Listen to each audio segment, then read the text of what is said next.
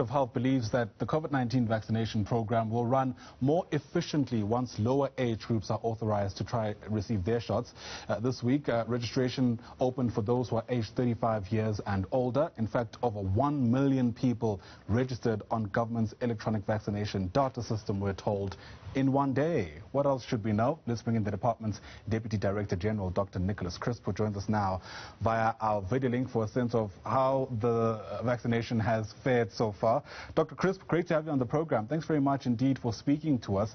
I must say, I have personally found it very heartening to see the many messages on social media emerging over the last 2 days or so of mostly the 30-plus cohort being able to walk in and receive a vaccine.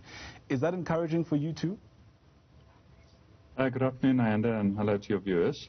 Yep, that is encouraging for us. In fact, the whole vaccination program is now in full swing. It's always difficult, more difficult to get the older population than it is to get the younger population. And it's a much larger segment. This particular cohort of people is another 12 million people. So it's a very large group of people. But we are asking them, because they are more mobile and more tech savvy than the older folk, to please take their parents and their grandparents along with them and not to leave the older people behind.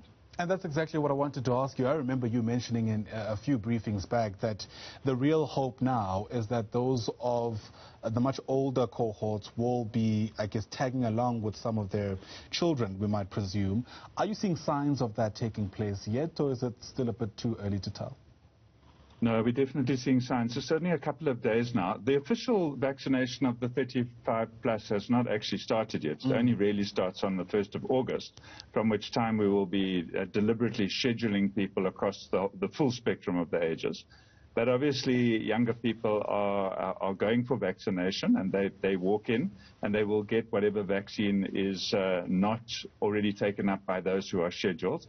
We've had fantastic feedback from all over the country.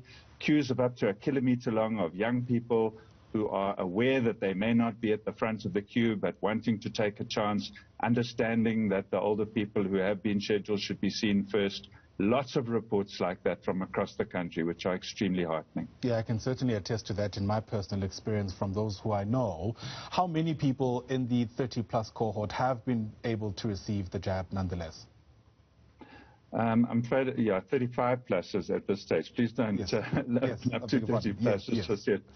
But so I don't have the actual figure yet. Okay. We're still collecting the disaggregated data, and we'll hopefully change our port to be able to show the breakdown on the different age groups. It's not our major target at the moment. The major target still is to get the 50 and 60 pluses vaccinated, and we're going flat out on that. But as you've mentioned already, the registration has been overwhelming, with more than 1 million in the first 24 hours and another 500,000 since then in the second 24 hours. So it looks like this cohort of people, of younger people, are mobilized. They know what they need to do. They're challenging one another on social media. This is extremely encouraging because it's going to increase the tempo of the program dramatically. Right. Let's speak, though, about some of the places where we can still improve. I mean, vaccinations on the weekend often leave a lot to be desired. There was an assurance that come the 1st of August, that would be ramped up. Are those plans still on track? Well, so there are lots of places we are stepping up. There are a number of workplace sites that are increasing their capacity. There are a number of current projects that are being finished as quickly as possible so that we can move those resources into the general community sites, so that at the moment we have just over 3,000 active sites, but some of them are taken up with supporting the essential services program, so they will become available. And then there is this question of the weekends, and it's very different from one place to the other, but especially in the urban areas, we are trying very hard to get weekends. We're trying to get a number of mass or large vaccination sites in those areas. Yesterday we had a meeting with a group who are representing over 1,500 volunteers. This coming week I'm meeting with some professional councils who would like to also bring their people into particularly weekends, because their members work during the week and they want to volunteer. Not all of them are able to vaccinate, but many of these volunteers will help with queue marshalling, with assisting people with registration, with supervising and tidying up and helping to keep the sites clean. And that is going to make it possible to do some sites for weekends. We've also had a large number of health sciences students who are going to make themselves available weekends. So each province is busy at the moment identifying which of the sites will be available on Saturdays and on Sundays, and some of the private sites are also going to try and be open over weekends. Right. At the moment at our disposal, we know the rollout features 2 vaccines, Johnson & Johnson and the Pfizer jab. SAHPRA approving Sinovac, how quickly can that also get into circulation? So at the moment, as you said, quite rightly, our mainstay of our program right now is the Pfizer vaccine, which is a 2-dose vaccine. Johnson & Johnson vaccine, everybody knows, had quite serious setbacks in the beginning, and the vaccines we have at the moment are going into the dedicated programs because they expire very soon. We are looking at 2 other vaccines. One is the possibility of the AstraZeneca vaccine coming back, because it was already being used and it is effective against this particular variant, whereas it was suboptimal for the beta variant we had.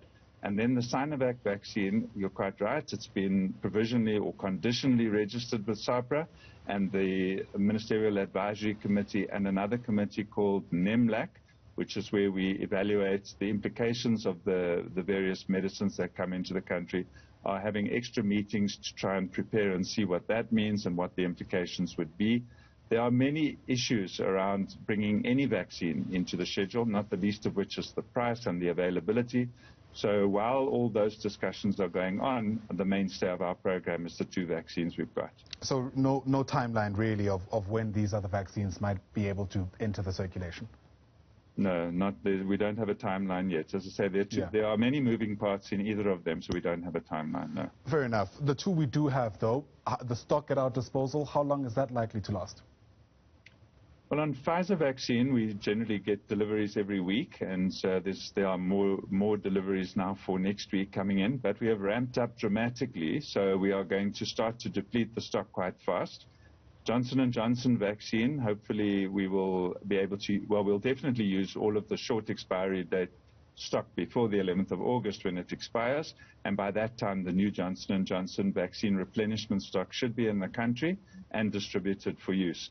So we're pushing it quite hard at the moment, and it's going to be quite tight for the next 2 weeks, but from then onwards we believe we will be fine. Dr. Nicholas Cripps, thanks very much indeed for that quick update. Really appreciate your time. He's the Deputy Director General at the Health Department.